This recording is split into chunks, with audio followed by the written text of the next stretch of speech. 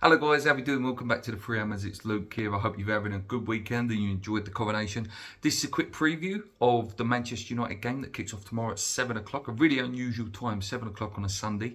I reckon it's going to be a really good atmosphere, purely because of all this coronation stuff. And that people would have had a good day drinking today and probably would have a good day drinking tomorrow. And it could be a really, build the atmosphere up under the lights in what is quite an important game. For both teams. Manchester United need it to solidify themselves and give themselves a chance to, get that top 4 place, because there are a couple of teams chasing them down. So they desperately need the win. In terms of us, a point might be enough to keep us up now. 35 points might just be enough because of, as we know, all the fixtures that are going on where each of those teams down the bottom have to play each other.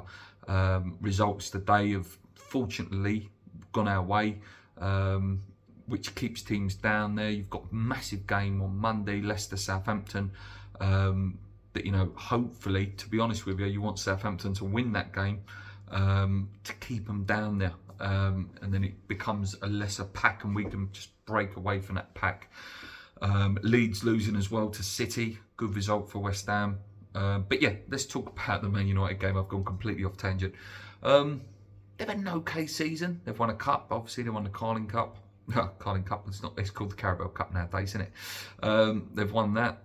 Ten Hag has sort of done what he can. He's took the reins and sort of become the man who's in control of that team now. Got rid of Ronaldo and slowly starting to get some sort of an identity. Brought in Casemiro, has been fantastic for them. Really got a tune out of Rashford after what had been a disappointing season the season before. He's starting to get a tune out of players like Sancho as well. He's used Weghorst well, and I believe that Weghorst was a test, just a sort of poor man's Harry Kane, to put him in there and then see sort of a little tease of what it could be if Harry Kane does go there. Varane's been excellent this season as well. But defensively, they are slightly shaky. Maguire is not as got a mistake in him. Luke Shaw hasn't been as great in recent weeks. A bit rash with a penalty against Brighton in the week. So yeah, it's with Manchester United, it's always usually a fairly decent game against them. So hopefully we can do the same again and do the sort of performances we've had against them in recent times. Obviously, I think the last time was when Ronaldo scored last season at London Stadium. We've just got to get at them. Obviously, we've got a few injuries. Zuma's injured. We don't know about Soufal. Obviously, Soufal looked quite bad in the Man City game the other day. If that is the case, I wouldn't be against the 5 at the back situation where you go MSN at left wing back and maybe go with Cresswell, Kura and a Gerd as your centre backs with potentially... that means you might have to play Ben Johnson now. I know that Nicky on West Ham Pint last night said about Fornell's playing there, and I can't say I'm against that either, to be honest with you. I think the way Johnson's been playing, his confidence is quite low.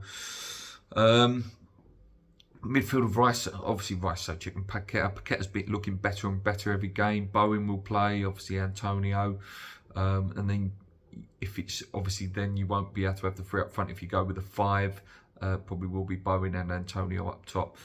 Like I say, Antonio with his runs and with his power can definitely get at people like Harry Maguire. We've seen it before. Bowen, if he's on it, can definitely run at Shaw. In terms of their strengths, guys, like I say, loads of pace.